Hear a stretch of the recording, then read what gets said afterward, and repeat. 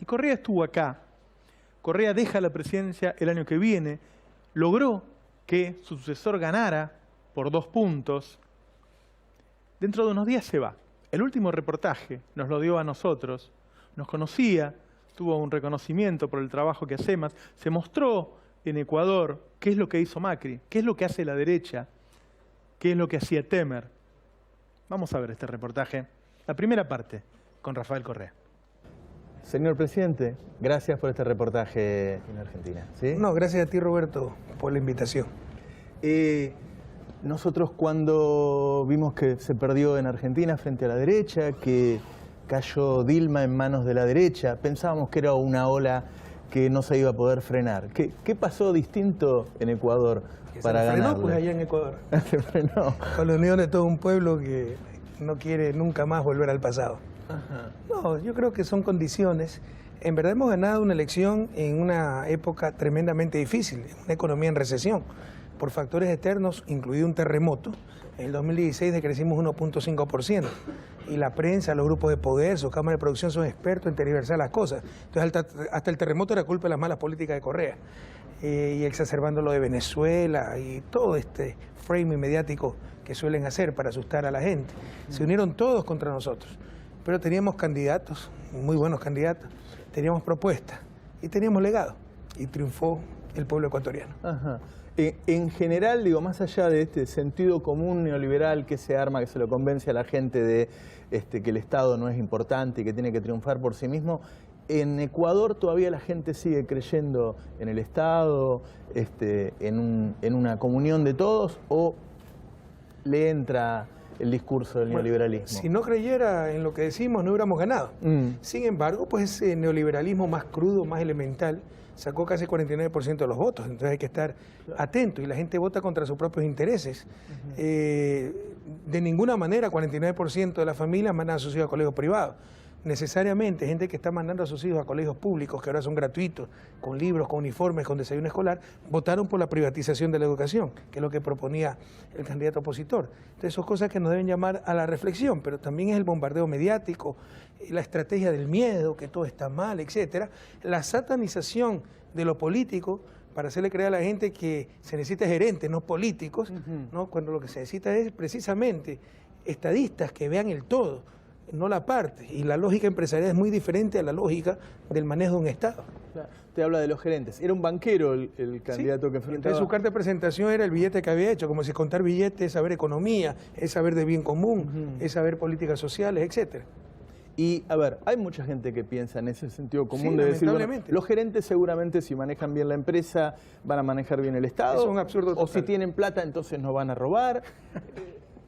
La codicia, por el contrario, como dice Pepe Mujica, si les gusta tanto la plata, quédense nomás en sus negocios y no vengan a hacer política. Ajá. O sea, ¿usted prefiere que los gerentes no estén en la política? O sea, yo creo que se necesita gerentes, en la revolución se necesita gerentes, pero la conducción de un país debe estar en manos de hombres políticos, con responsabilidad, con legitimidad democrática y con visión de estadistas.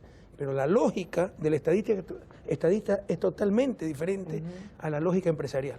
Totalmente. Usted en la lógica empresarial busca la rentabilidad financiera. Sí. Todo lo que no tiene retorno en dólares no es conveniente. Sí. Acá puede ser algo que no tenga un centavo de rentabilidad financiera y mucha rentabilidad social y tiene que tomar la decisión al respecto. Usted habló de revolución. Acá la palabra revolución suena mucho a comunista, izquierdista, y está mal visto. Y ya si dijo revolución, está mal. ¿Qué pasa cuando dice revolución en Ecuador? Bueno, mire, eso es seguramente producto de que alguien instaló esos prejuicios. Sí. ¿Y por medio de qué se instalan esos prejuicios? Esto es un ataque mediático, ¿no? Para nosotros revolución no tiene que ver con violencia, sí tiene que ver con izquierda, con justicia social, y es el cambio radical, profundo y rápido de las estructuras vigentes. Y eso es lo que necesita América Latina. Hemos perdido siglos para la justicia, siglos para el desarrollo, siglos para el progreso. Hace poco García Linera dijo, bueno, por ahí es mejor que en el medio de estos procesos venga un gobierno de derecha que le sirva al pueblo para comparar y después nosotros volvemos. ¿Qué opina usted de eso? Mire, yo creo que se han exagerado un poco las cosas. También García Linera dice, son tiempos difíciles pero no terribles. Lo que pasa es que nos acostumbramos a ganar todo el tiempo. O sea, las victorias de los gobiernos de izquierda, el socialismo del siglo XXI, hasta en la primera década de este siglo fueron impresionantes. Vea el año 2009, 2010, por primera vez, hasta en Paraguay ganaba la izquierda. En un momento dado, en los países de Sudamérica, en los 10 países latinos de Sudamérica, también está Surinam y Guyana, que no son latinos, 8 gobiernos eran de izquierda y solo 2 de derecha. Sí. Nos acostumbramos a aquello, pero era una situación muy particular en el contexto histórico, ¿no? Vea cuántos gobiernos de izquierda había en los 90. Entonces yo creo que ha habido retrocesos, y así son los procesos históricos, grandes avances, pequeños retrocesos, pero nunca se vuelve al punto de partida original, que son tiempos tal vez difíciles, pero no tremendos.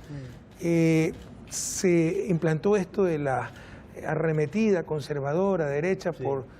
porque Evo perdió su referéndum en Bolivia, pero ¿con cuánto lo perdió? Porque se perdió en las elecciones argentinas, pero ¿por cuánto se perdió? Y porque tumbaron pues al gobierno de Dilma en Brasil, eso sí, no tuvo nada que ver con democracia. Pero si había esa tendencia, fue cortada en Ecuador, donde venció nuevamente la fuerza progresista. Otro presidente que cambió su país para mejor, que sacó a millones de la pobreza. Escuchá porque le preguntamos sobre Panama Papers, sobre paraísos fiscales, sobre presidentes, funcionarios que tengan cuentas en paraísos fiscales. Mira lo que dijo.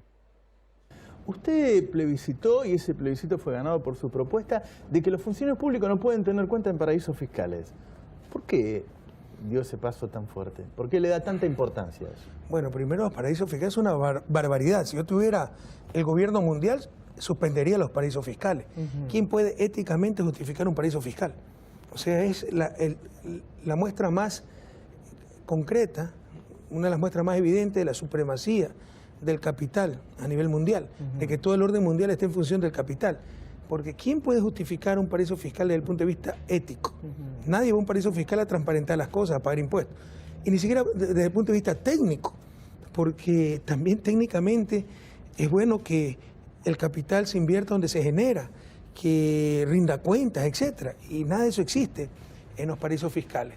Pero además, pues todos sabemos que es fuente de corrupción.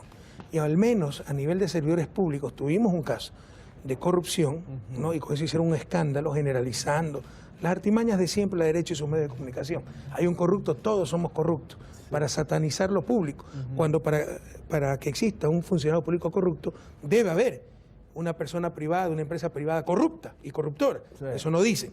Todo lo malo, lo sucio está en la política y en el Estado. Sí. Es parte de un ataque sistemático contra los gobiernos de izquierda. Pero en todo caso tuvimos un caso aislado de corrupción donde se habían depositado coimas en estos paraísos fiscales. Sí. Y mientras por esto se generalizaba, se politizaba, había mucha charlatanería, ¿no? Es algo tan serio para nosotros que analizamos qué era lo mejor que podíamos hacer. Entonces decidimos presentar esa consulta al pueblo ecuatoriano para prohibir a los servidores públicos cualquier operación en paraísos fiscales. Es decir, el que quiera ser servidor público debe olvidarse de inversiones, cuentas, empresas en paraísos fiscales, Sí. más aún si eres un dignatario de elección popular. Sí. ¿Cómo puedes decirle a tu pueblo que quieres generar empleo, que quieres trabajar por tu país cuando tienes tu plata en un paraíso fiscal? Es una inconsistencia intolerable. Entonces, el pueblo ecuatoriano votó sí por esa consulta y ahora está prohibido para los funcionarios públicos del Ecuador tener operaciones en paraísos fiscales. Qué idea tuvo Correa, ¿no? Qué loco, prohibió tener cuentas en paraísos fiscales.